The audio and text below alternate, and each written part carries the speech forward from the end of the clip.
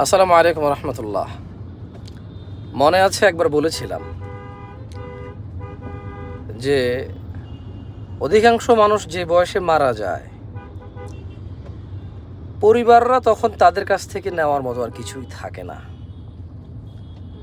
এই জন্য তেমন হয়তো গায়ে লাগে না। সবই পৃথিবীর মায়া, আমাদের, ইভেন আমারও। এই যে একজন পাইলট অ্যাক্সিডেন্ট হয়েছেন, আল্লাহ ইয়ারহামহু। আমি জানি না ভদ্রলোকের জীবন যাপন বিচরণ কেমন ছিল, তবে আমি দেখছি অনেকেই পোস্ট করেছে, খুব ভালো পজিটিভ পোস্ট করেছে। আল্লাহ ওনার প্রতি দয়া করুন। একটা মজার কথা কি জানেন?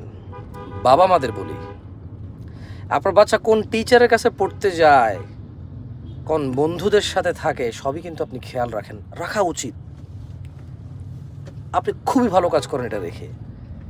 কিন্তু আপনি এই যে বাচ্চাটা যদি মারা যায়, আপনি মারা যান, আপনি বৃদ্ধ হয়ে মারা যান, আপনার ছেলে 100 বছর বয়সে মারা যাবে, বাট 100 বছর বয়স হইলো তো ছেলেটা তো আপনার ছেলেটা মৃত্যুর পর কোথায় যাবে, কার কাছে যাবে, ওনার সাথে পরিচয় করাটা অত্যন্ত জরুরি।